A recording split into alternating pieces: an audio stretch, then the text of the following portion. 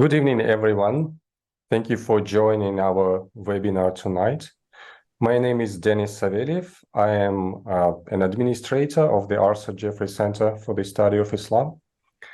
And I welcome you here tonight.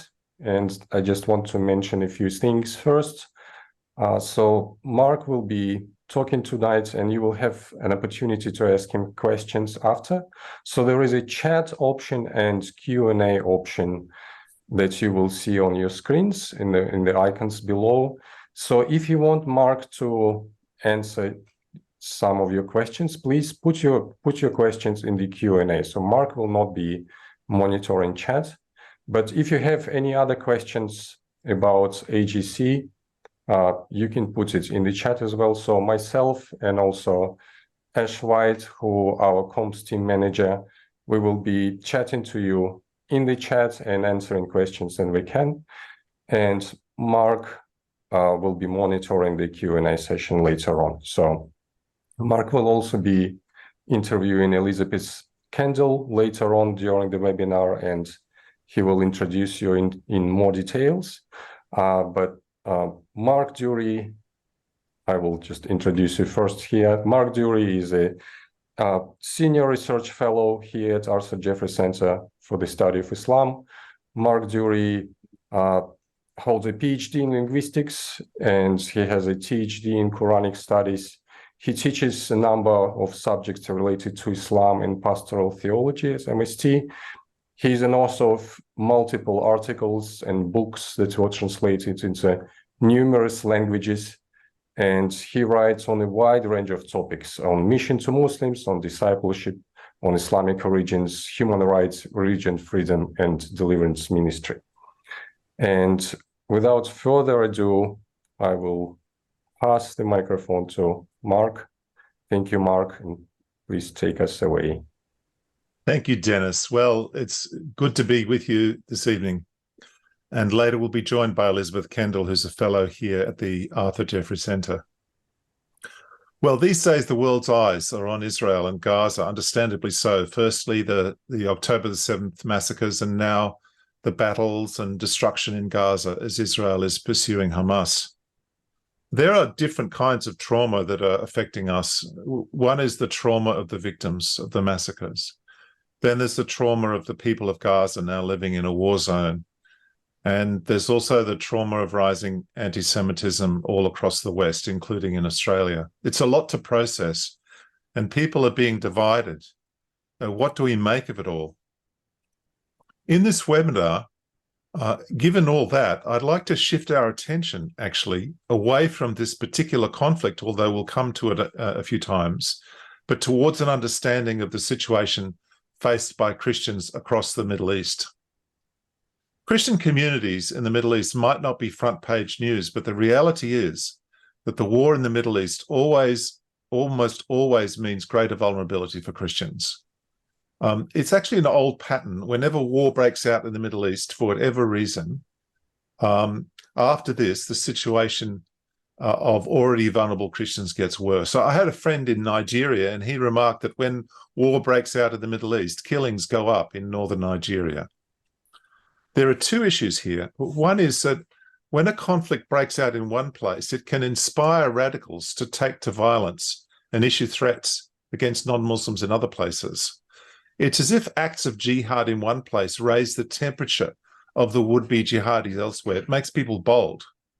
We saw this here in Sydney when Muslim protesters were chanting "Gas the Jews" on the steps of the Opera House.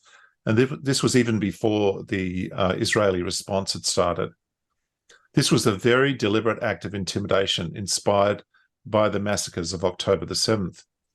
The other issue is that when conflict breaks out in Islamic contexts, Christians who are in that area can be targeted by both sides. For example, right now there's a civil war going on at the moment in Sudan between two Muslim groups, rival factions from the armed forces. And this past week, one of these groups shelled and destroyed the largest church in Sudan. This was not because the Christians are involved in the war at all. They are neutral. It's because they're Christians. It's because they're vulnerable. It's because they cannot defend themselves. And so they're attacked. And there are many examples of this kind of thing that's affected Christians and actually Jews as well in the Middle East for centuries. As another example, when Sunnis and Shiites are fighting each other in Iraq, both sides have been targeting Christians. One Syrian Christian put it like this, talking about the battle between the Sunni Arabs and the Kurds in the north. They said, the Sunnis cut our throats for the caliphate, and the Kurds hand us over to the Sunnis for their Kurdistan. So Christians lose out from all sides. Well, the size of the threats to Christians across the Middle East is great. 20 years ago, there were about around 2 million Christians in Iraq. Over the fighting of the last 20 years, Christian numbers have fallen to about 10%. So 9 out of 10 Christians have left Iraq. Killings, abductions, forced conversions, rapes, dispossession of lands and properties of Christians, they all began to rise after the invasion of Iraq by America and its allies. And they continued when ISIS was seeking to establish its caliphate. And in Iraq and Syria, in the three-way struggle, the three-way struggle between the Kurds, the Sunni Arabs, and the Shiite Arabs, no one protects the Christians.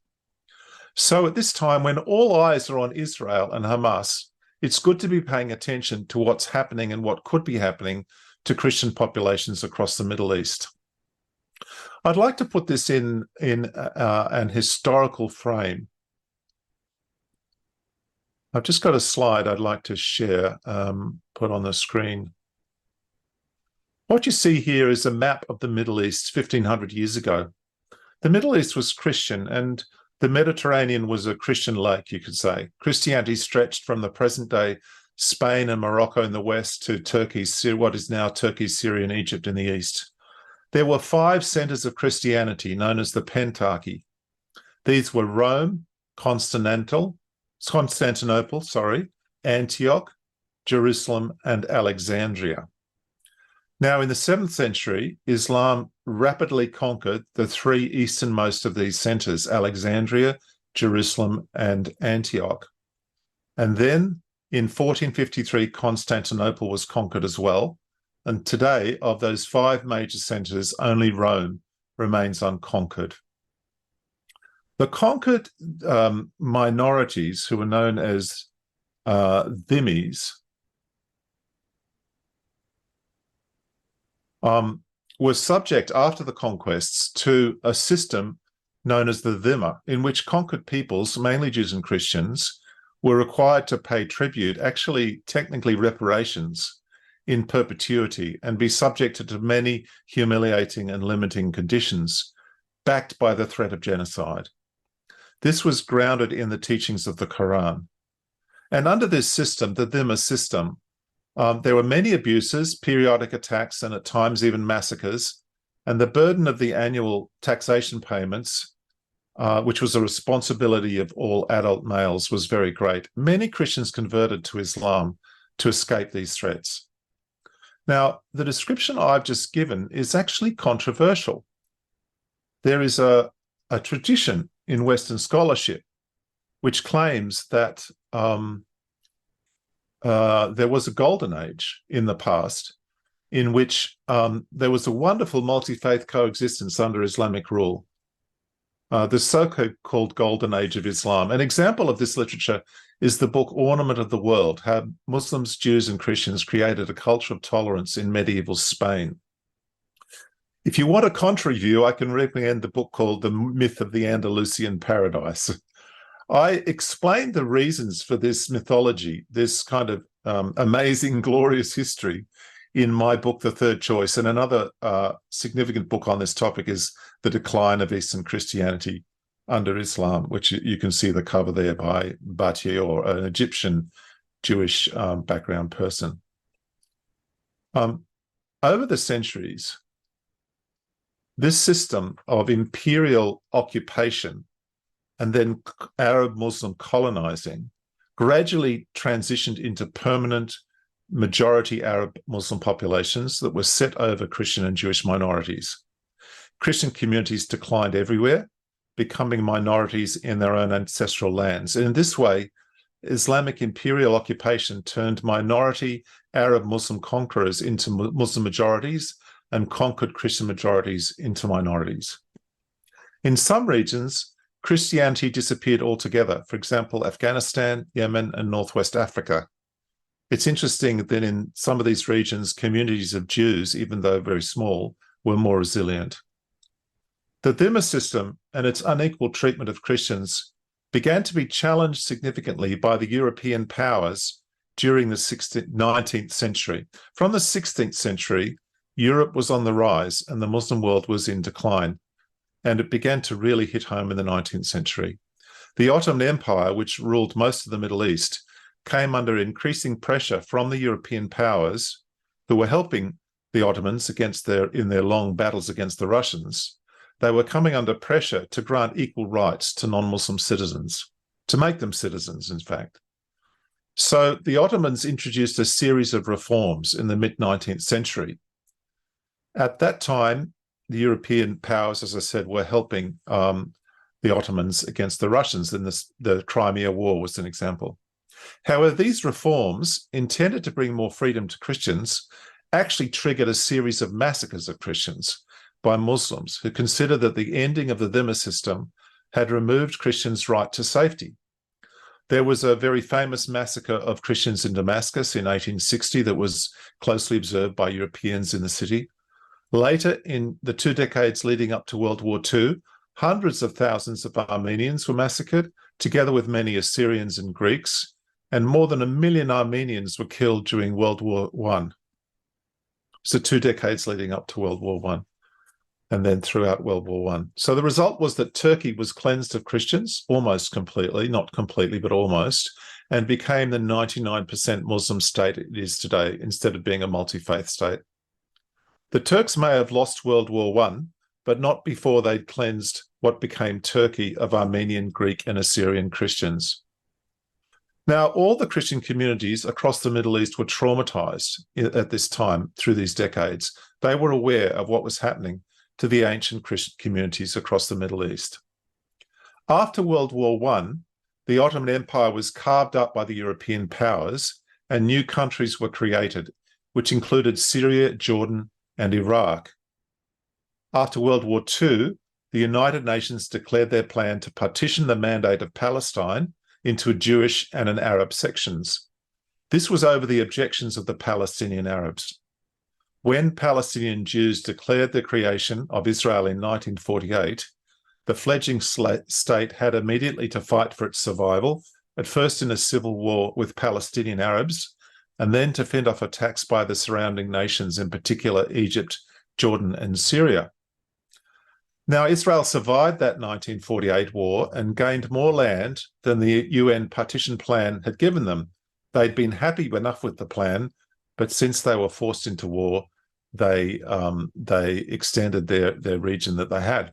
However, in the following years, almost all of the around 1 million Jews in majority Muslim nations across the Middle East migrated. Jews fled from Muslim states all across the Middle East. They fled, they migrated, or they were expelled, and 3/4 of that almost 1 million Jews ended up in Israel, which doubled the Jewish population. These Jewish communities left lands behind where they'd been living for thousands of years.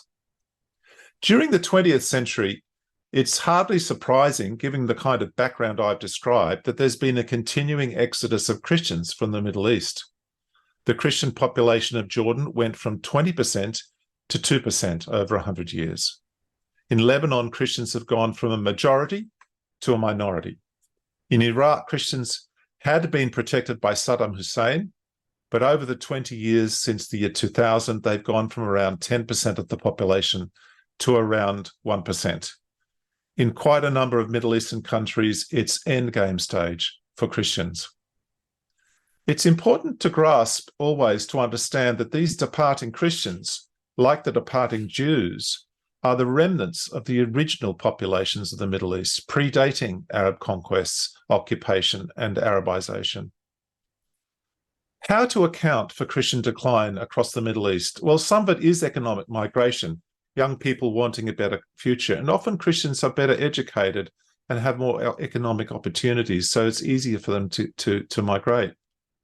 Many of the Lebanese migrants into Western nations are Christians who left for economic reasons. I think there's as many Lebanese outside Lebanon today as there are in Lebanon, and many of them are Christians. But the backdrop for everything, including driving even the economic motivations, has been sectarian hatred and attacks of Christians by Muslims. The Anglican clergyman Andrew Wright, known as the Vicar of Baghdad, found himself leading a large congregation in Baghdad of women and children, for all the Christian men in his church had been killed by Muslims, often by their neighbours. He was pastoring a congregation decimated by genocide. Now, in Syria, the Assad regime had protected Christians, as had Saddam Hussein's. But Western military interventions had the effect of arming local Islamic militias, leading to many attacks against Christians. And in fact, Christians constantly begged Western powers not to arm local Muslim groups. But the Western nations ignored that, and they used local groups in their wars they were fighting. Many Christians, including many clergy, were killed during the US occupation of Iraq. Western interventions in the Middle East have been disastrous for Middle Eastern Christians.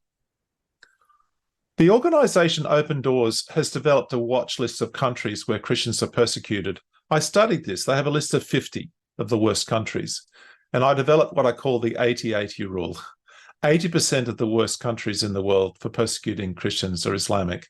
And 80% of Islamic countries are on the worst 50 watch list as well. Islam is undoubtedly the biggest ideological driver of persecution of Christians in the world today. One factor is that over the past century, a global Islamic revival movement has made things worse for Christians because it's reversed the earlier improvements after the pressure that Europeans put on the Muslim world after the Dhimma began to be dismantled. The global Sharia revival, which has caused Muslim women to cover themselves all over the world, aims to restore Islam's glory. Its advance has gone hand in hand, often with increasing hostility to local Christians. Just one example, a few days ago, Ayan Hirsi Ali wrote an article in which she announced she had become a Christian after being an atheist for some time.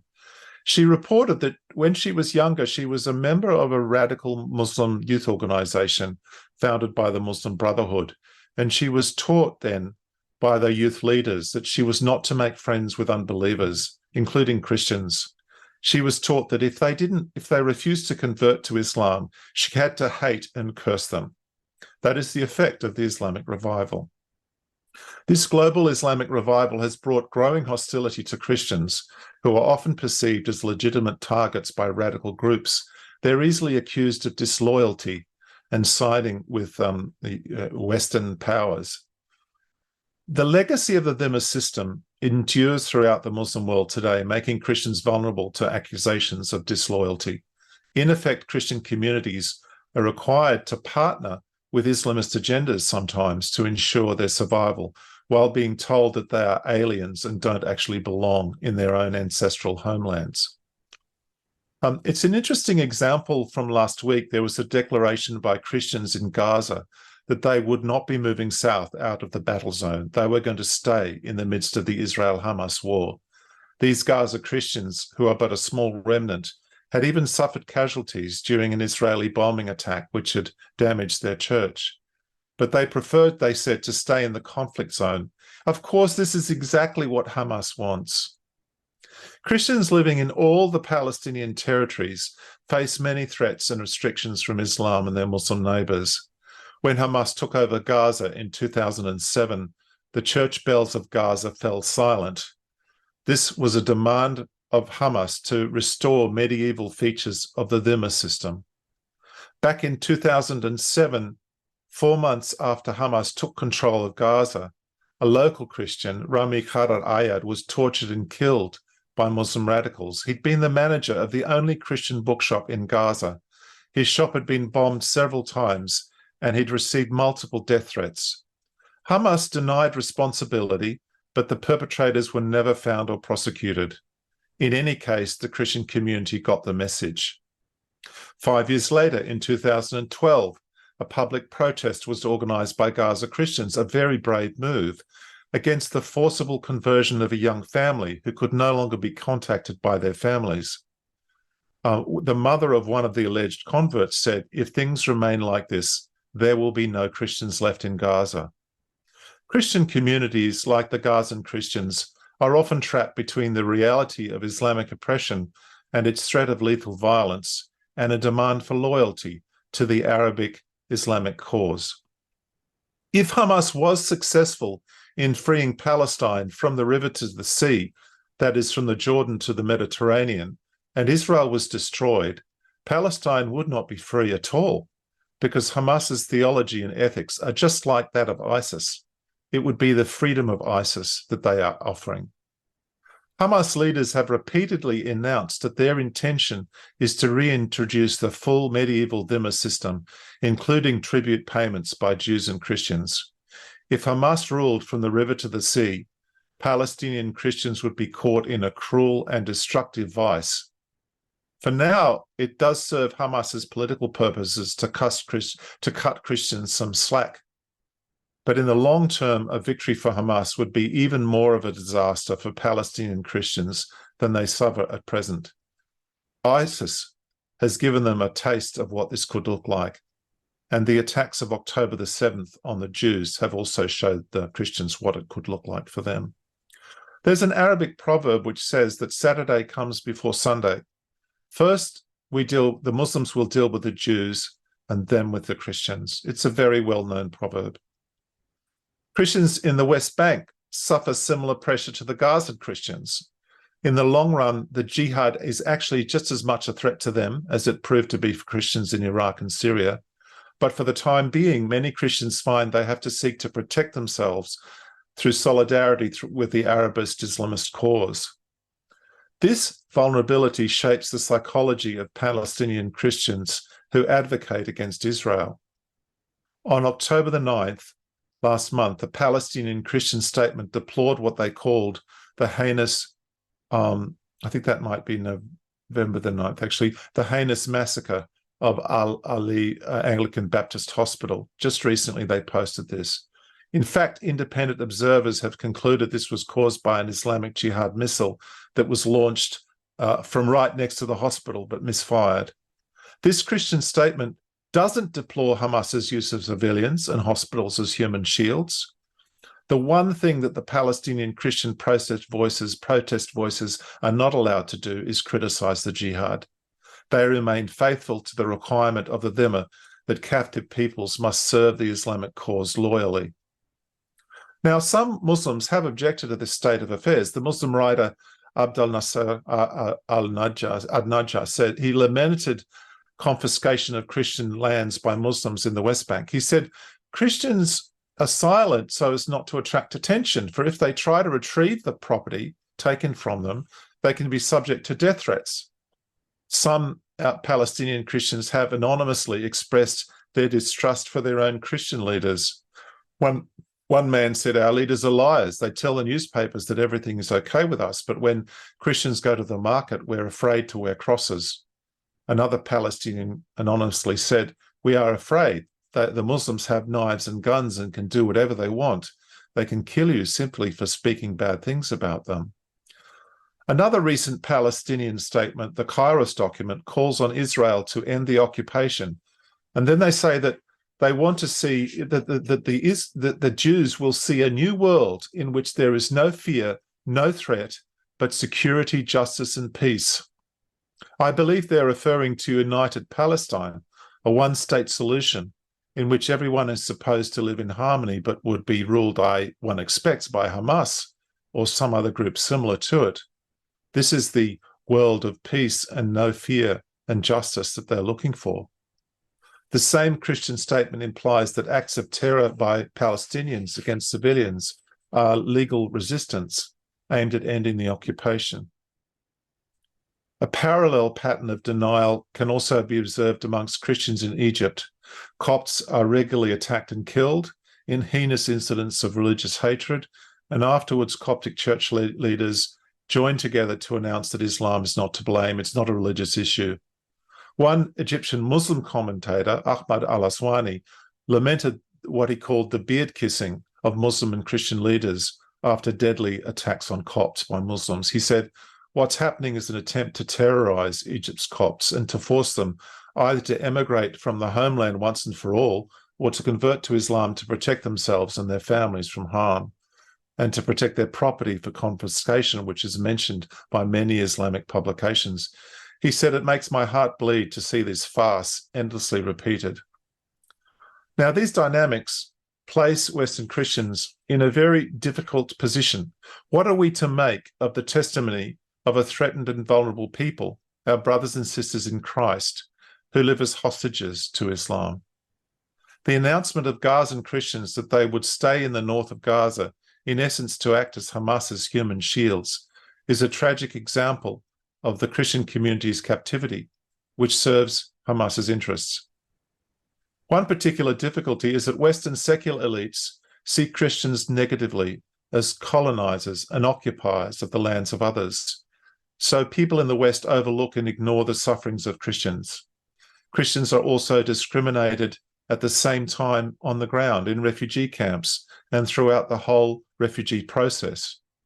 For example, by September 2016, America had accepted almost 11,000 Syrian refugees, of which only 56 individuals, a half of 1%, were Christian. Christians had been 10% of the population of Syria, and 90% of them fled. Somewhere between 500,000 to 1 million Christian refugees fled Syria, and the United States had accepted 56. This was a war that in some ways the US caused, and they had armed some of the militias that were attacking Christians.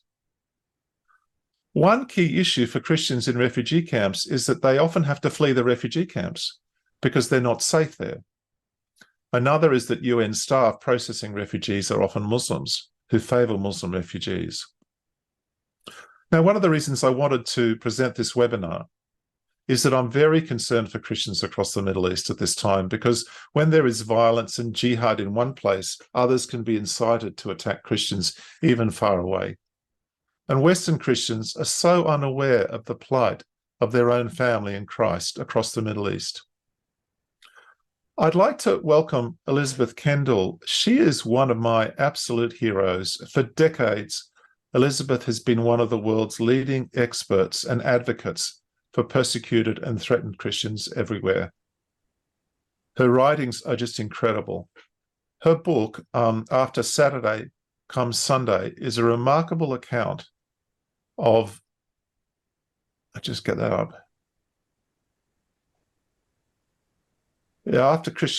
Saturday Comes Sunday is a remarkable account of what is happening to Christians across the Middle East. She's also written Turn Back the Battle, which is a study of, I think, resilience in the face of disaster. It's a study of the book of Isaiah, and you can go to her website and subscribe to her posts. You can order her books by her website or also via online bookstores.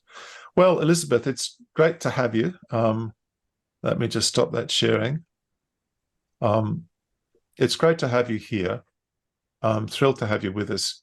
I've been talking now about Palestinian Christians, but your concerns for the Middle Eastern Church are much broader than this. What might be the implications of the Gaza conflict for Christians in other places around the Middle East, and which areas are you most concerned about? Well, thank you, Mark. I'm very concerned about Christians in Lebanon and Syria on Israel's volatile northern border. The Assads might be anti-Israel, but they have always been very friendly towards Christians who can worship openly and run ministries. The main enemy of the Assads, who are neither Sunnis nor Shiites, but Alawites, has long been the Muslim Brotherhood and the radicalized Sunni majority that deems Alawites as heretics to be killed. Now, over recent years, mainly because of the need to fight ISIS, Iran has managed to deeply infiltrate Syria and to militarize the south, which could potentially, I believe, see Syria become another Lebanon. And the destabilization of Syria could spell the end of the Christian community there. I'm concerned that if the situation continues to deteriorate in the West Bank, then churches could be attacked in Jordan, which is majority Palestinian and very volatile.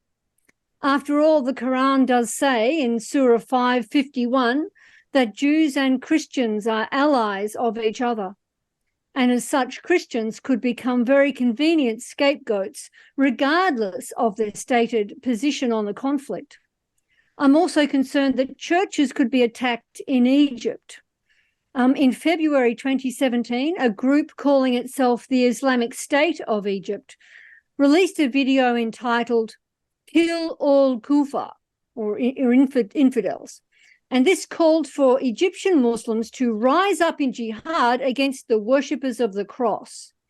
Now, at that time, Al-Qaeda, which is more pragmatic than ISIS, opposed the call and nothing happened. That was then, this is now. And the Copts in Egypt, who are the indigenous people of Egypt, the descendants of the pharaohs and Christians, they are exceedingly vulnerable. And not just in their very exposed churches, but in all Muslim Brotherhood-dominated areas such as El Minya Governorate and the more remote regions of Upper Egypt in the south, where most Copts live as vulnerable, impoverished, persecuted dhimmis. Do you fear that the Gazan war will act as a smokescreen for ethnic cleansing and genocide elsewhere?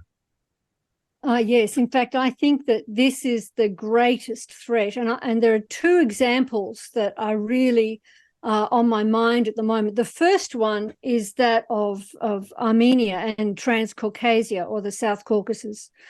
In September, just 6 weeks ago, after 9 months of siege and 24 hours of military terror, we witnessed the ethnic cleansing of the Armenian Christian enclave of Nagorno-Karabakh.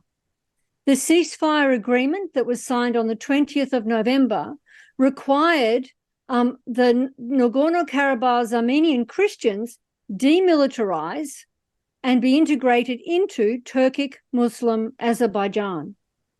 Rather than risk that, because the Armenians know how Azeri soldiers and Islamists treat Armenians, the Armenians of Nagorno-Karabakh fled en masse, 120,000 of them, from lands they had inhabited for millennia. Now, today, Turkey and Azerbaijan have their eye on Armenia's southernmost province of Syunik. In fact, Azerbaijan's president, Ilham Aliyev, claims that Syunik, and in fact much of Armenian territory, is historically Azerbaijani and refers to it as Western Azerbaijan. Meanwhile, Turkey's President Recep Tayyip Erdogan dreams of constructing and controlling a pan-Turkic middle corridor as part of China's Belt Road Initiative. And if you want to know more about that, you can look at my website, elizabethkendal.com, under Global Persecution and Transcaucasia for more detail on that. And I really do fear that a war in the Middle East could provide the perfect smokescreen for Turkey and Azerbaijan to advance and consolidate their gains in northern Syria and Transcaucasia at the expense of remnant Assyrian and Armenian Christians. The other case is that of Iraq. And as you have already noted, Mark, the Assyrian population of Iraq has been absolutely decimated, from roughly, 1.5 million before the war to less than 200,000 today. And most are displaced, impoverished, and traumatized. Ever since the war with ISIS, so from 2015 to 2018, which is when they were defeated, the Assyrians have struggled to reclaim their lands, their ancestral lands in the Nineveh Plains, as Kurds, Arabs, and Iran-backed Shiites grab land and make life intolerable for the Assyrians who are trying to resettle and rebuild. But the Iraqis are nothing if not clever. In the Iraqi parliament, 5 seats are reserved for Christians, so they can have a voice in a democracy. But those candidates are not elected by Christians. anyone can vote for them, meaning ethnic Christians who desire wealth and power and who are prepared to sell their soul to the devil to get it, are being elected by Muslims to do the bidding of Muslims at the expense of Christians. 4 out of 5 of those reserved seats are currently held by the Babylon movement, and the armed wing of which is the Babylon Brigades, which operates as a branch of the Iran-backed, Shiite-dominated popular mobilization units or militias. The leader of the Babylon movement is Ryan el-Kadani, and he does the bidding of Iran and of Iraqi Shiites in exchange for votes and political power, which he then uses to enrich himself. So the end game is upon us. For more details, if you want to know more about what's happening in Iraq with the Assyrians, then Google Religious Liberty Prayer Bulletin and just look under the label. Click on the Iraq label. I've been following it very closely. A war in the Middle East could provide the perfect smokescreen for those who desire the final solution in Iraq. One last question. You state in your book that Western powers have repeatedly betrayed Christian populations. Why is this? Can you explain that?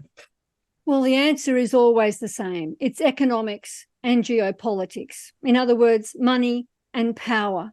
Now, as you noted, in the 19th century, as the sick man of Europe, the Ottoman Empire grew sicker and sicker, the empire's long subjugated Christian nations rose up and fought for liberty. And what they got was Islamic resistance. And this forced Orthodox Tsarist Russia to repeatedly intervene in defense of persecuted Christians. In 1853, Britain and France entered one of those conflicts, the Crimean conflict, on the side of the Ottoman Empire, on the side of the Muslims, primarily for the sake of their free trade agreements.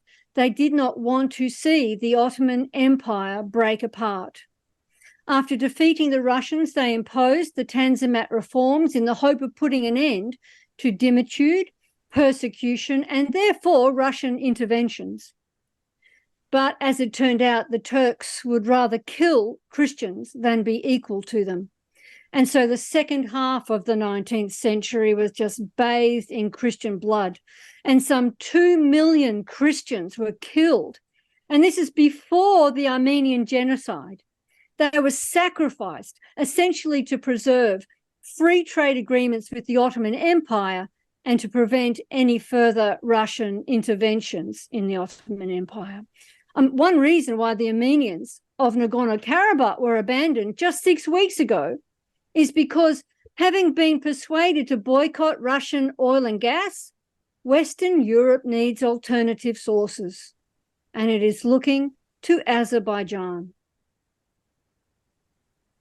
Thank you, Elizabeth. I must admit, my heart can barely cope with the complexity and the trauma of the last few hundred years for Christians in the Middle East. It's very difficult to process, and I think that's one reason why we kind of shut it off from our thinking and don't engage with it. But there's no doubt that this conflict in Gaza spells difficult and dangerous times for Christians, and it's good for us to be aware of them. Jesus taught us many things, taught his disciples many things. He taught us to preach, to heal, to love one another, to love others, to love our enemies too. But one really particular thing he taught is the inevitability of suffering for being a disciple.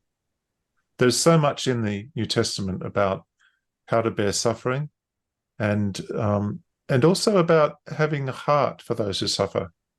Jesus even said that we'll be judged finally as to whether we've helped our brothers and sisters in Christ.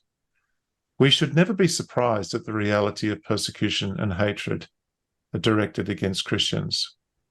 It's something to be expected. But Jesus also told us to care, to support others, to be aware of them, to pray for them.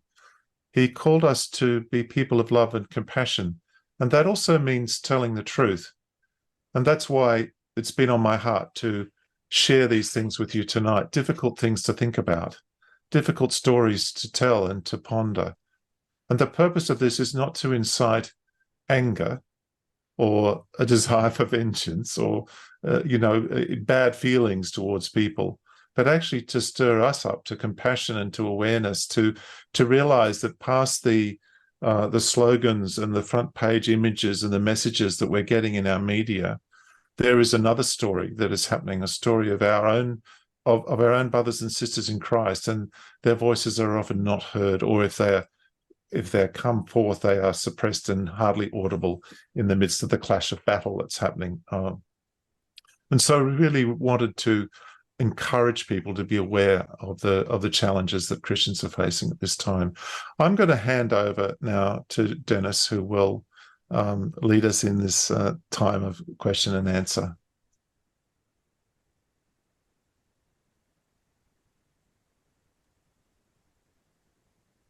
Thank you, Mark. Thank you, Elizabeth, for your talk, for your presentation. So everyone, please, you can start asking your questions in the Q&A session. So Mark and Elizabeth will have a couple of minutes now to have a look and go through the question before they start answering them. And before we do that, I would like just to mention that if you look in the chat, there will be a link to the AJC website or to a page with several things on the same page.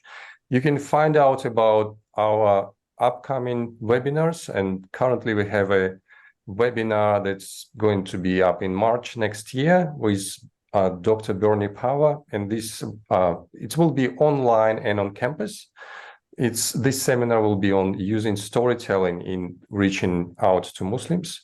Also, you can go and check in general more information about AJC or how you can support AJC, because if you want us to have more webinars like that, please consider donating and supporting AJC. There will be also a place where you can suggest a topic for a webinar or for a seminar. If there is something you would really like us to address in the future, this would really help us. And you can also find out there more about our upcoming courses.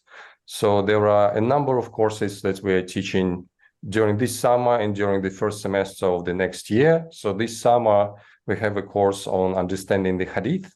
And in the first semester of the next year, we have courses on introduction to the Qur'an, introduction to Islam, and Arabic language. And these courses can be taken as a part of a wider study, or you can take them as a standalone unit, or just audit them if you don't want to do a formal study, but you're still interested in the topics. So thank you for that. And I will pass the microphone back to Mark and Elizabeth, and they can start answering questions. And just again, a reminder, if you want to ask a question, do this in the Q&A session, not in the chat, please. Thank you very much. Thanks.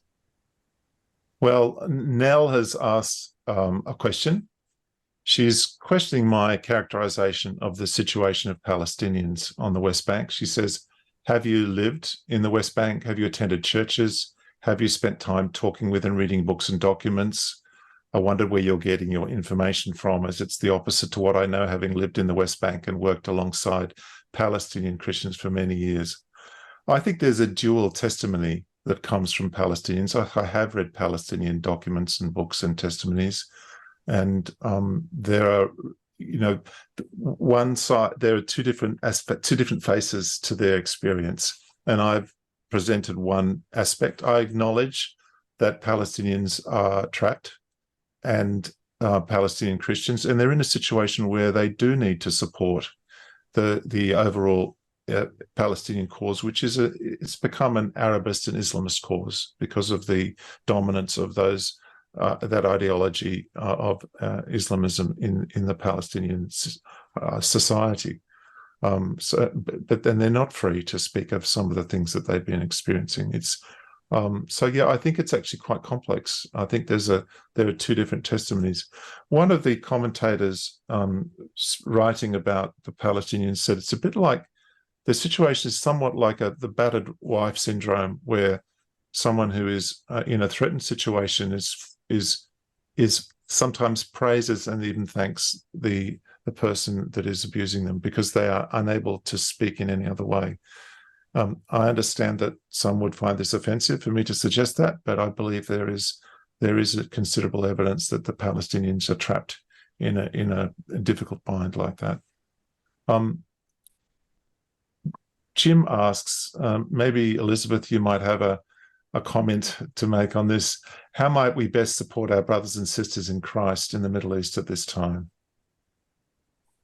Well, we have to act. To not act is to act, as I think Dietrich Bonhoeffer pointed out. On my website, elizabethkendal.com, I've got a tab entitled labeled Action, where I recommend just speak, pray, give. We must speak. We can speak up in terms of political advocacy, but just as important is to be speaking to each other, speaking in our churches, speaking to our neighbours and friends, because it's the silence around these issues that makes the persecuted Christians and makes the suffering Christians literally invisible. And we need to pray. We really need to become a praying church. It's been my life's, the ministry of my adult life has been to try and encourage prayer and facilitate prayer for the persecuted church, because I understand that this is how God works in the world. Blaise Pascal famously said, God has instituted prayer to give his creatures, that's us, the dignity of causality. God involves us in his work, and we have a responsibility to be praying and to give. We need to be giving not just to mission, as important as that is, not just to humanitarian aid for wells and medicines, but to aid groups that support the persecuted church. And there are a number of them. There are interdenominational aid groups. There are ethnic aid groups. We need to be giving. And I believe too, I would really encourage pastors to try and make lament and prayer for the persecuted church just a regular part of normal weekly worship. Someone has asked, David has asked, how can we reach out to the protesters that gather outside the State Library each Sunday? Well, my suggestion is go and talk to them and ask them what's motivating them and learn from them and maybe ask questions. Just treat them like human beings and engage with them as openly as you can. You have to be wise in terms of what you say and the environment there. But yeah, that would be my thought, is to just go and learn and why they're there and what do they know about the situation. I wondered if I could come back to Nell's comment again. I was on a social issues committee for the Anglican Church at one point, and the Anglican Bishop of Jerusalem was visiting us, and he spoke at some length about how badly treated he was and the issues he had going through security in Israeli checkpoints. And he spoke at some length about how difficult it was for Palestinian Christians. And at the end I said, Bishop, I understand what you're saying, but I do understand also that Palestinian Christians experience significant difficulties from their Muslim neighbours. There's land appropriations, there's sometimes assaults, there's land is being lost in Bethlehem, for example. And, occasionally there have been reports of communities being attacked because, for example, a rumour has arisen that a Muslim girl has had a relationship with a Christian man. And he listened to me, he said, yes, but he said, what can we do about that? It wasn't that he denied that Palestinian Christians face serious difficulties from their Muslim neighbours. It was, I can't fix that. I'm just going to talk about the problems we have from Israel. And it's that skewed testimony that really troubles me. There's a sense of unreality as well. I mentioned earlier that the Palestinian statements were envisaging a one-state solution in which there was peace and justice, and I said that would actually be Hamas. I'm not saying that the Christians want Hamas or that they support Hamas at all, but that the future they envision is actually not realistic. It's not going to happen. And if steps were taken to create that future, it would end up with Hamas. That would be the outcome. So it's the unrealism of the strategy they're putting forward that really troubles me. Another question, maybe, Elizabeth, do you see Hezbollah as a threat to Christians in Lebanon? Absolutely. It's a really complicated the situation in Lebanon, and I actually make reference to this in my first book, Turn Back the Battle. Evangelicals in Lebanon actually entered into a covenant with Hezbollah, which I believe actually made them extremely vulnerable. Once they did that, Hezbollah started building and putting checkpoints into Christian-dominated areas. I have long expected that if the front with Hezbollah opens up again, we could see rockets being fired possibly from Christian areas rather than from, the Shiite areas in the south. I think they've made themselves particularly vulnerable. But just it's the same as with the Palestinian Christians. As soon as you suggest that this might not have been a very good idea, Lebanese Christians just really don't know where else to go.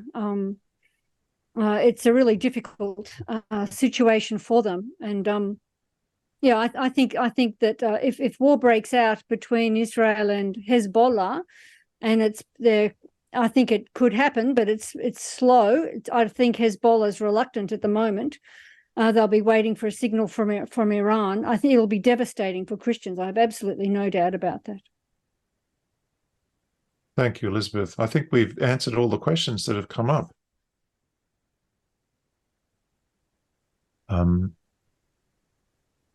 If there are no more questions, I think I might hand it back to Dennis. Oh, there's one. Thank you. What is your thought on the two-state solution for resolving the Middle East conflict? Is this still the only practical, realistic plan, given that it was the Palestinian people who rejected the two-state solution peace deal, and with Hamas and its ideology to completely wipe out the Jews seems to be me beyond reach? Look, this is a really difficult question. The rational thing is a two-state solution. That the problem is that you have two things that make it difficult, actually, on both sides. The Palestinian leadership, such as it is, as it's emerged, as it has been voted into power, is opposed to the two-state solution, I believe. I don't mean Christians, I mean the actual ideology that's driving the Palestinian Authority and Hamas is not accepting the two-state solution. I think that is what from the river to the sea means, that Palestine should be one country. The Muslims in the 1930s were very vigorously and aggressively rejected the idea of a two-state solution. They could have had it then. They've had a number of opportunities to do it. Another factor that I think's made it difficult is Israeli settlement on the West Bank, which means that although Gaza is a separate parcel, that's 100% Palestinian, the West Bank is a honeycomb of Jewish and Arab settlements, and I can't see how that can be easily sorted. I don't have a solution. I'm not a geopolitician, but I believe that until the Palestinians have leaders who are deeply committed to a two-state solution, it won't happen. I do believe Israel has been open to it a number of times. The Oslo Accords were a step in that direction, but the Israelis really want security more than anything else. And that's, yes, there are some that want all the land to be Israel, but most Israelis, I think, want security above all, and they'd be willing to go for a two-state solution, but I don't think that option's really been open to them. And the whole point of the attack on October the 7th was really to destroy that sort of possibility. That's what it's about. That's what Hamas wants.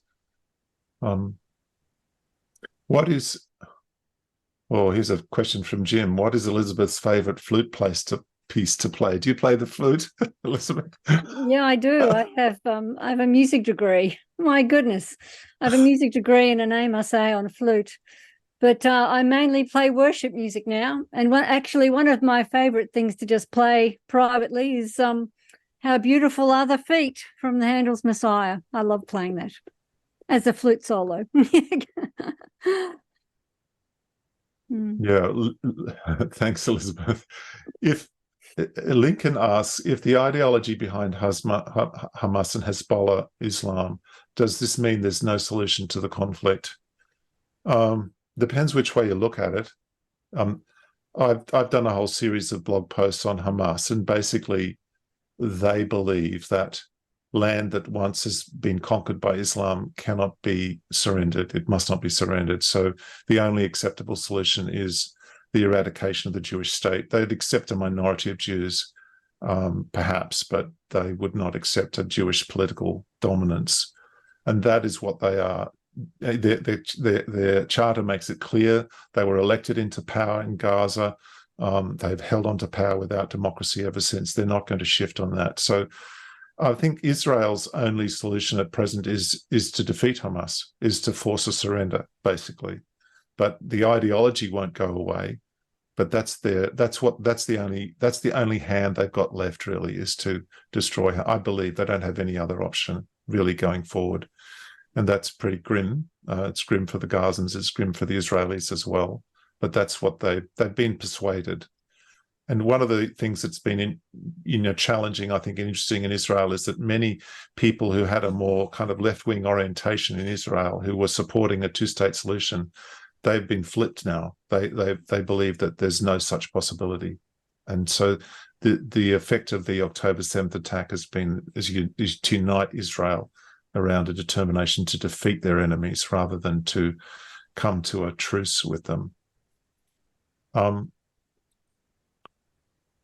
James, while the Palestinians demand East Jerusalem as their capital, will a two-state solution ever happen? I can't see Israel ever agreeing to it. Yeah, I don't know enough about the situation. They had been willing to negotiate a two-state solution in the past.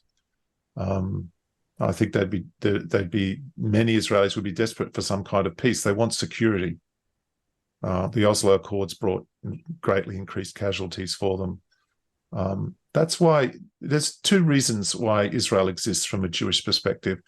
One is the theological one, the belief that the land was given to the people of Israel.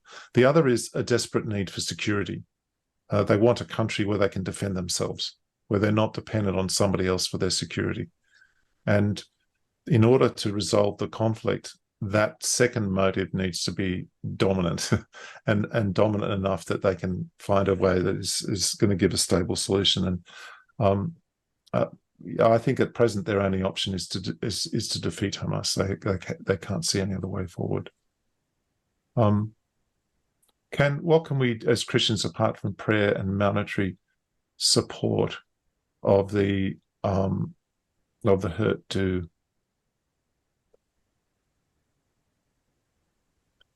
I think if you can help financially those organizations that do support persecuted Christians, they are out there. That's a good thing to do. I think you can inform yourself as well. Subscribe to Elizabeth's posts. Learn and understand. Build relationships too, wherever you can.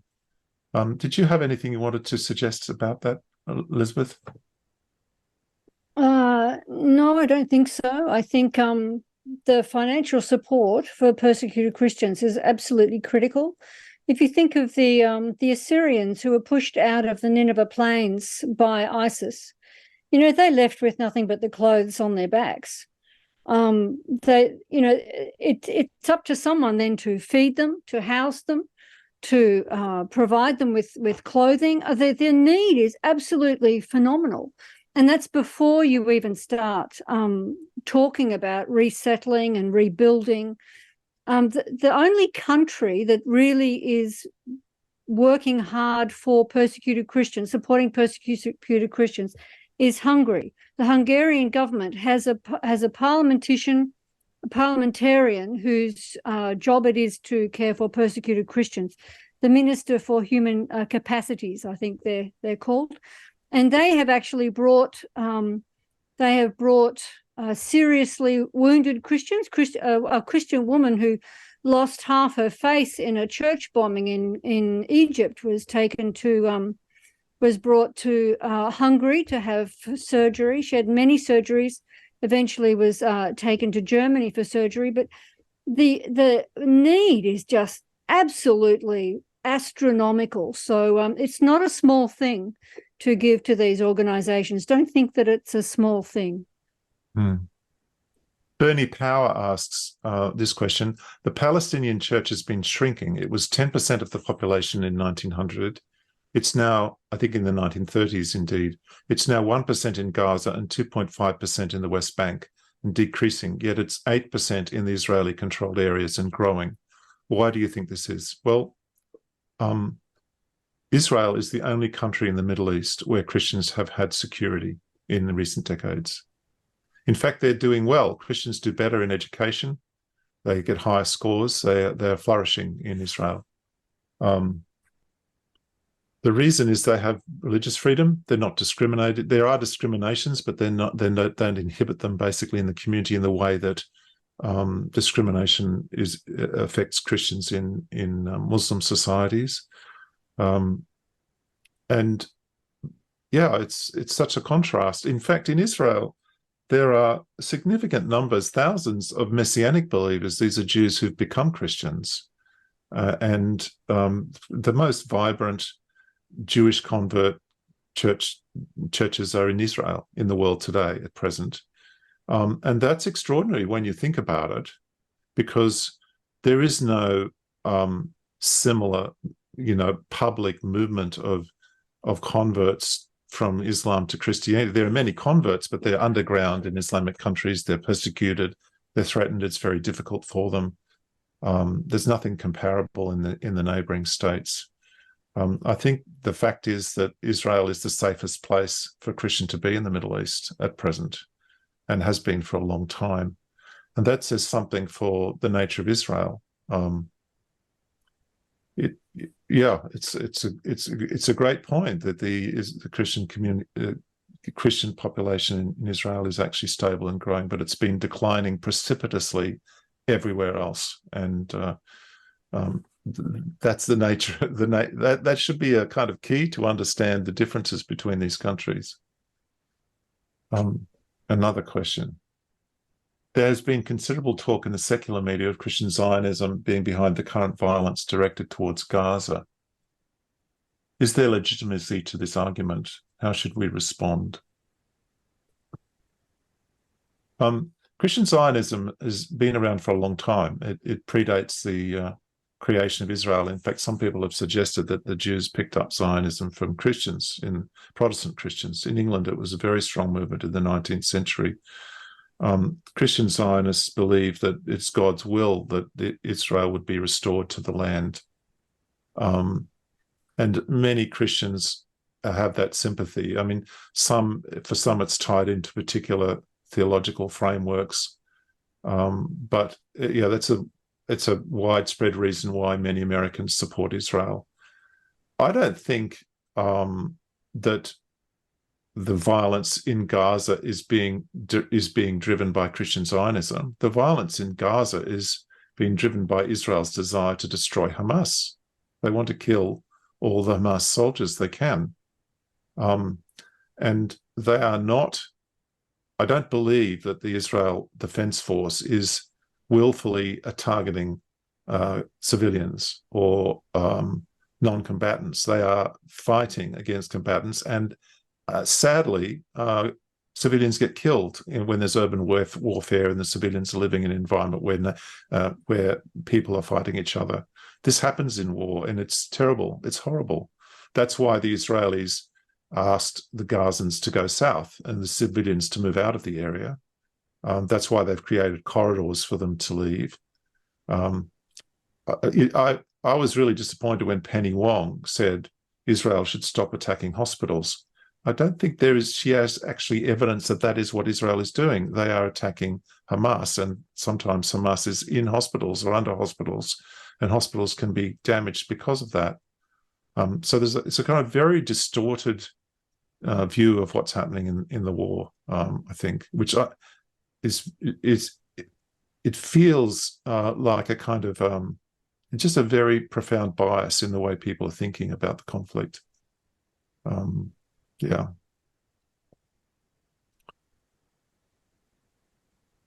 I don't think Christian Zionism has absolutely anything at all to do with what Israel is doing in Gaza.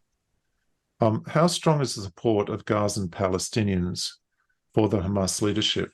I've heard that a sizable group is opposed to them within Gaza. Is this true? Well, it's difficult in a way, because if you're living in Gaza, you sort of have to be in favor of Hamas if you want to live and survive. But anonymous surveys that have been done of the Gazans, I think Bernie mentioned this in his recent webinar, Bernie Power, that they've indicated that their support's only around 20%. They were voted in 2007, but they didn't have any further elections. It's like a belief in democracy once. And I think lots of Gazans would be fairly tired of Hamas and sick of it. I mean, they could rightly be angry, because I believe Hamas has deliberately caused this. They knew that Gaza would be attacked. That's why they have tunnels. There are lots of tunnels, but no civilian bunkers to protect the civilian population from bombs. And the Hamas leaders were asked why that was, and they said, it's the UN's responsibility to protect civilians. Hamas has shown no sympathy or care for its own people. It has deliberately brought this situation about. I mean, many Gazans would be, if they had the emotional space and energy, they would rightly be angry with Hamas. And there have been some Arab Muslim commentators who've drawn attention to these issues, but it's a dangerous business. One of the really interesting things, I heard interviews of doctors and medical people working in the hospitals, and the Western interviewer would say, is it true that Hamas has, is using you for a human shield and has put their forces under the hospital? And the answer they would always give was, I don't know. Of course they would know. And they could deny it too if they wished, but they don't want to do that. So they don't ask me that question. And that's how fear works. And the whole international kind of discourse around this battle is being distorted by that fear, I think. I think that has brought us to the end of the questions that I have here. I think Israel's hope would be, having destroyed Hamas, that they could somehow find an administration in Gaza that is more democratic, less corrupt, and more willing to rule on behalf of its citizens. They would try to create a new regime. Whether they're successful, I don't know. One of the problems is Hamas has been pouring its ideology into the young through the mosques for a long time. So that's really difficult to undo. What is your view, Michelle asks, of your view of the attack on Israel by Hamas that resulted in this war, where it seems odd that Israel and the IDF were not aware of this attack? Well, people get complacent. They underestimate their enemies. This happens all the time. It's happened many times. So I don't find that surprising at all. People get used to business as usual. I mean, what's stunning is that Hamas was capable of hiding their plans for a long time, not using mobile phones. I think they were very disciplined. I think that's a sign that they were schooled and helped by Iran, who has very high level of capability. So I don't think it's some might have a conspiracy theory, but there's no conspiracy here except Hamas's conspiracy to kill as many Israelis as they could. So yeah, not odd, tragic, but not odd. Yeah. How do we assess what's true given the fog of war? Liz, you've thought a lot about the fog of war and what happens to people in war, and I know you're very realistic and have prayed through many a traumatic situation. Do you have any do you have any advice for Lincoln trying to find out the truth in the midst of propaganda, in the midst of just how can we know really what's happening on the ground? What's your advice? Oh, look, I think it's really, really hard work. And I spoke at a conference in Hungary in 2017 to Christian journalists. And this was one of the main things I spoke about. And I said to them, you have to be prepared to read a lot, a real lot. You need a solid foundation of understanding the religion, the ideology, the history, everything that is a basis for what happens. Then you need a framework. And for that framework, you need to be able to understand, you need to understand the politics that's going on, even the economics sometimes, because Christians become scapegoats if the economics goes bad. So like to do my work, I've subscribed to the most enormous number of, often quite expensive intelligence organizations and memberships with the International Strategic Studies Associations and read a lot of books, a lot of history, especially because that creates the framework. And what happens then is it's like you're putting all the pieces of the jigsaw puzzle together from the outside in, and you can then see if something doesn't fit. You hear something, you think, well, no, that just doesn't fit. And you can recognize when it does fit. You also have to understand how asymmetric warfare works.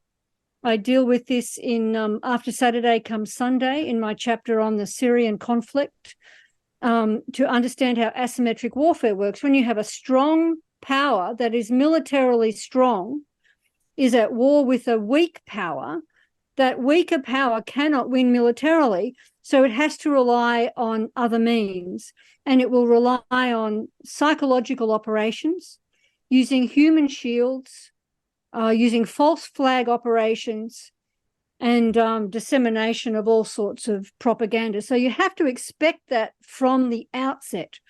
And a lot of people, I think, they have no understanding of history. They have no understanding of how asymmetric warfare works. And you hear our politicians saying, oh, it's also unprecedented. And I think, no, it's not unprecedented at all. It's completely fits what I would expect. So understanding those things is absolutely imperative if you want to be able to, discern the rubbish and the propaganda from the reality.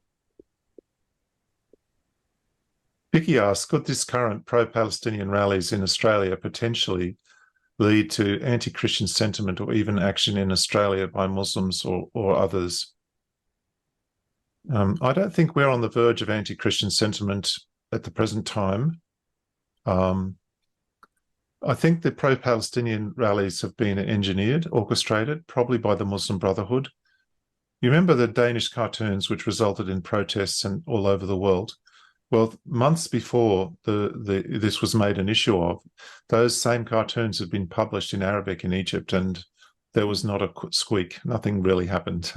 But then suddenly, at a certain point, all over the world, protests erupted. I think it was orchestrated. And I believe that Hamas, in launching this attack, has also been pulling on its strings, making connections with all its supporters. And so what we're seeing is a show of force in the West. And its intention is to intimidate not just Jews. You need to understand how fear works. So when someone feels afraid, they can respond in a number of ways. One is to fight, another is to flight, but in other ways, tend and befriend. The dog comes and licks your feet instead of fighting you or running away. And when people are in a situation of fear and threat, there's a palpable threat. One of the responses, the Stockholm syndrome, is to sidle up before your potential abuser and become one with them, to support them. And I think that's what the radicals are seeking to do now with the Jews. They're seeking to evoke dislike of them, and also a sort of fear-driven sympathy for the radicals' cause. So there's a psychological, it's actually a spiritual battle that's going on at the moment. And for the Jewish community, it's quite terrifying because they've been down this track before. yeah, we're not at the Christians are not yet targeted. Remember, Saturday comes before Sunday. So we're not yet in Sunday in Australia, but we're definitely in Saturday.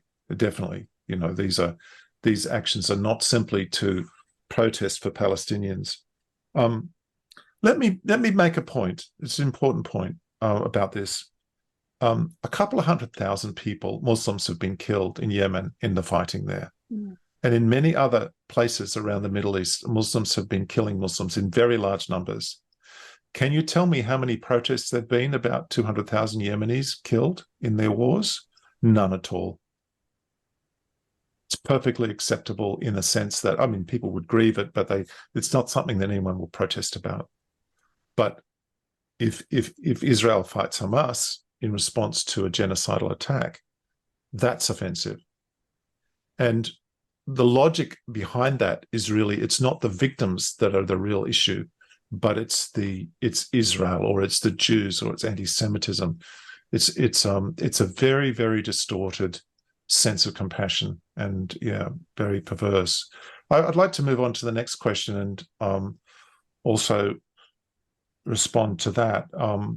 It could be argued that the radicalization of the Islamic world, including Hamas, is the result of the rightward shift in Israeli politics and policies, especially in the last 20 years, supported by the West. What would your response be to this argument? Well, it's quite convenient to blame a victim or the other side for something, to blame Israel as the cause of everything. I've heard sometimes people say, "Oh, if only Israel didn't exist, there'd be peace all across the whole of the Middle East." Have they forgotten about the Iran-Iraq war? This is not very rational, but the reality is that the Islamic revival, the radicalization of the Muslim world, has been going on for 200 years. It's been a slow and steady process. Some of the most important ideological statements, the foundation of the Muslim Brotherhood and so on, went back to the 20s and the 30s. A book, Let Us Be Muslim, by Mark Durie, an Indian radical who later was in Pakistan, is used all over the world today to radicalize young people. And that was written for Muslims in India back in the 20s or 30s. It's a very long-term movement. It predates the creation of Israel. It's not because of Israel that the Muslim world is radicalized. If Israel didn't exist, this pressure would exist. The reason why radicalization happens, actually, is that the Muslim world promises, the Islamic theology promises success, but since about 1500, the Muslim world's been falling behind in lots of different ways. That's a huge story, but they've been losing militarily, and economically they're in trouble. There are very few economic success stories apart from oil-generated success stories in the Muslim world. And one of the responses to that is to say, well, theologically, if we purify ourselves and are stricter in following Islam, then we will be dominant again. And so it's a theological, radicalization is a theological response to a theological problem. Why are we not dominant in the world? And yes, Israel is an example of that failure to dominate. It's like a wound in the theological side of the Muslim world. The existence of Israel, it's flourishing and thriving. So that's deeply offensive, but it's not because of Israel primarily that it's not because of Israel that this radicalization is happening. I think you have another thing going on in the Middle East, that you've got the Shiites and the Sunnis competing for attention. Who's going to dominate? And the Iranians have been using the conflict in Israel as a way of showing that they are the real deal. And so, but that's an inter-Islamic contention and conflict that's going on. How can we associate with pro-Palestine Muslim friends without causing further conflicts? Well, I think you have to keep reaching out to people, whoever they are, in whatever circumstance you have. Sometimes you might say, look, I don't think I can talk about that with you because we differ so much. But other times you can listen to them, ask them what they think.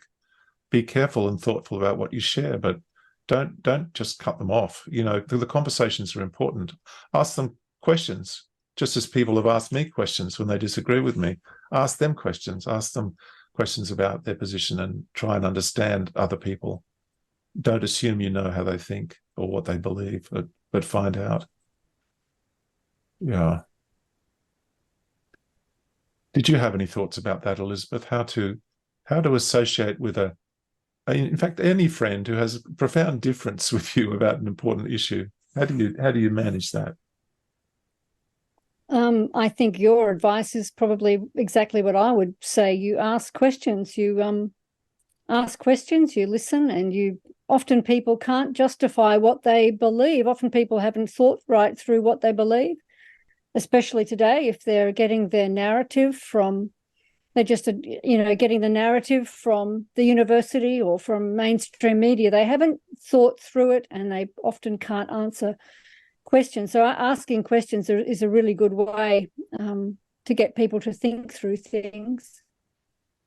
But yeah, my policy with talking to anyone is just the basic one: truth and grace. We are followers of Jesus. We follow him by always having grace and truth at the foremost. And I've always tried to do that, whether I've been in the years that I used to spend time up at the Department of Foreign Affairs and Trade, speaking with DFAT workers who are often very hostile to Christianity. Grace and truth. It's always grace and truth. And I think that Jesus is the model of that. Another question. How can we as Christians show our support for the Jewish community where the public is not standing up for them? I lived in Caulfield for 16 years amongst Jewish people, and the first group I ever spoke to in Caulfield was actually a group of Jews. They're certainly very traumatized at present. I mean, normally Jews have guards on schools and synagogue. That's at the best of times. So they grow up under siege, if you like, needing to be ready to defend themselves. If you have Jewish friends, reach out to them, have a coffee with them, ask them how they're going, tell them you're praying for them. There are organizations of Christians and Jews working together. Reach out to them.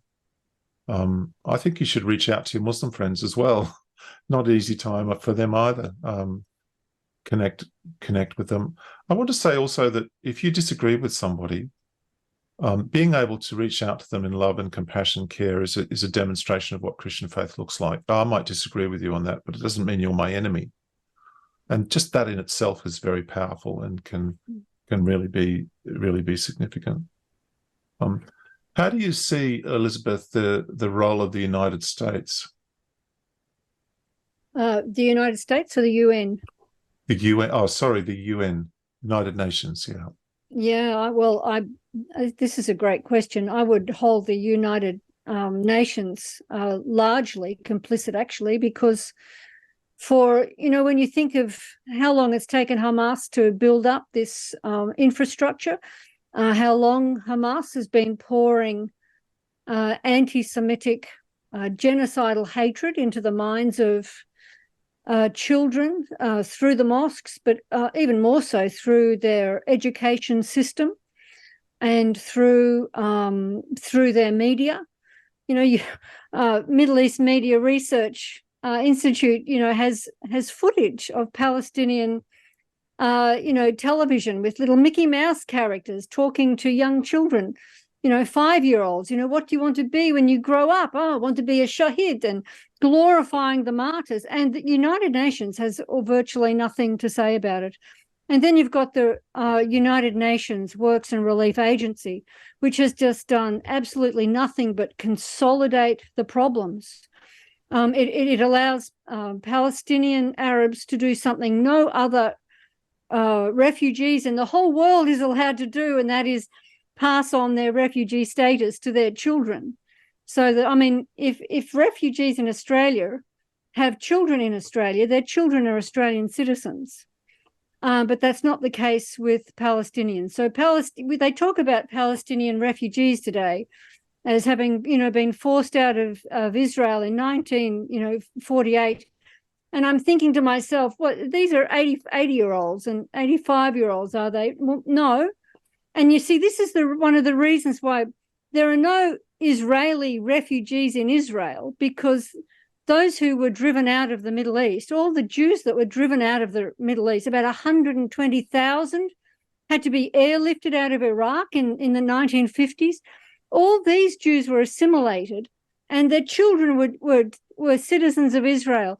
But the United Nations has allowed the Palestinians to inherit and pass on their refugee status, so that the number of refugees or displaced has risen from, like, maybe, what was it, about, was it 80,000 or 800,000 all up in the beginning, to now millions. There are now millions because they're all descendants. And then they're kept in these refugee camps. They're not allowed to assimilate. They're Arabs, but they're not accepted by the Arab states. So the United Nations has consolidated and compounded this problem, and I regard them as hugely complicit in the mess that we have today.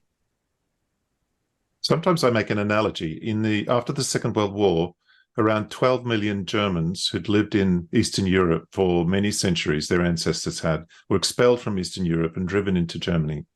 There's 12 million German refugees after the Second World War. They were all resettled in Germany and around the world. Some came to Australia.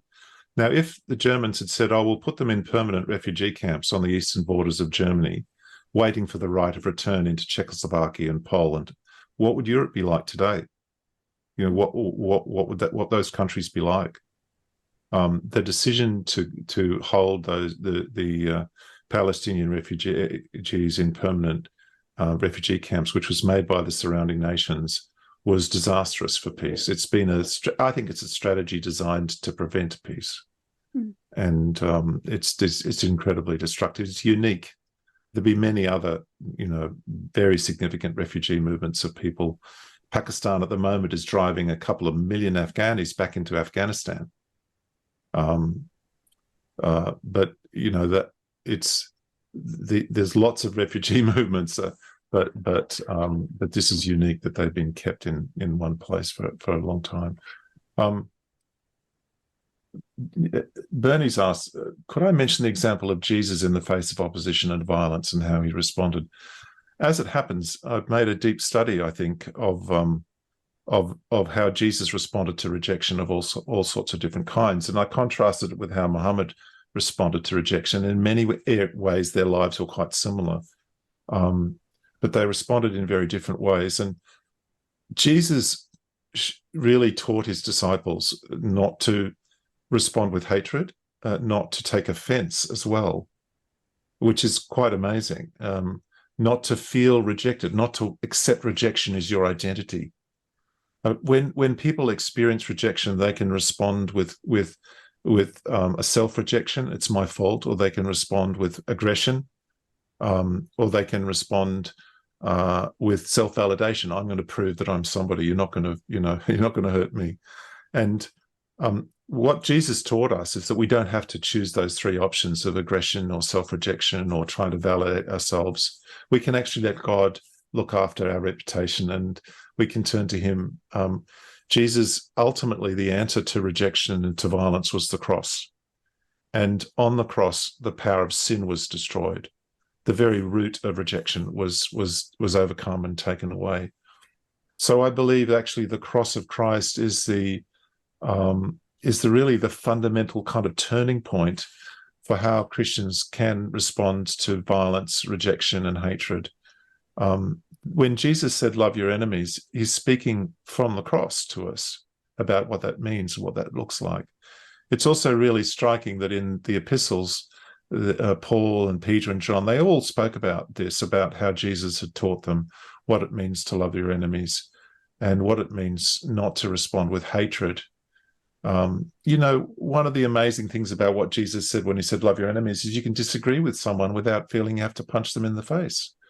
You can make friends with a Muslim, although you disagree with their views on Palestine, or make friends with an Israeli or a Jew, even though you might disagree their views about settlements in the West Bank. That is what Jesus did to us. He gave us a way of being together in a way that was loving and respectful without having to be in total agreement. And that's that is where peace comes from. It's that vision. And I think that vision is actually that that Christians in the Middle East still know and understand. They've been schooled by Jesus. They understand that he's offering a different way, and we should care for them, and they should be on our hearts as well, not just the combatants in war that we hear about should be on our hearts. We need to be thinking about praying for and letting our hearts beat for Christians. I think we're just about to finish up. We might just do one more question, if that's okay. I have an 11 and a 9-year-old who constantly ask me about the Israel versus Palestine issues because they saw the demonstrations in the city. What books or resources would you recommend to read up to be able to sufficiently answer their question correctly? Well, I think Bernie's webinar a few weeks ago, Bernie Powell's webinar, was great. And so please ask them to listen to that. That would be really good. There's actually a lot to understand. I think Elizabeth referred to this before. If you want to understand the status of Jews and Christians in an Islamic world, my book, The Third Choice, explains that and puts it in its historical context. Because I don't think you can understand the Palestinian-Israeli situation without understanding the dhimma and the nature of the status of Christians and Jews in Islamic law. Because it's a fundamental, and it's very alien to the way that we think in the West. But that would be a really good thing to read up on. Elizabeth's book on Saturday after. Let's get it back to front. After Saturday Comes Sunday is a fantastic introduction to the whole of the Middle East and what's happening in many different situations for Christians. So I commend that to you. Also, one more thing. After October the 7th, I did 8 posts on Hamas to help people understand Hamas. It's multifaceted. It's not just one piece of information. It's many that's needed. And you can Google that. You can go to my website, markdurie.com, to find the links, or the articles are also posted on Substack, but that explains various bits and pieces that are important to understand the whole system. I think we're going to finish up there. I want to thank Elizabeth Kendal. It's been such a privilege to be with you and to share this opportunity to speak about something that I know is so dear to your heart, in which you've invested a lifetime of effort and hard work and sympathy and also prayer. And thank you to Dennis for hosting us. And I'll hand it back to you now, if I may. Thank you very much, Mark. Thank you very much, Elizabeth, for your presentations and for answering the questions. And I would also like to thank Bernie Power and Ash for answering questions in the chat. Thank you, everyone, for joining us tonight. And I just want to say that if you want to see a recording or pass the recording to your friends, it will be sent to you tomorrow. So we'll upload it tomorrow and we will send the link to everyone. Thank you very much. And I hope we will see you on our future webinars as well. God bless you.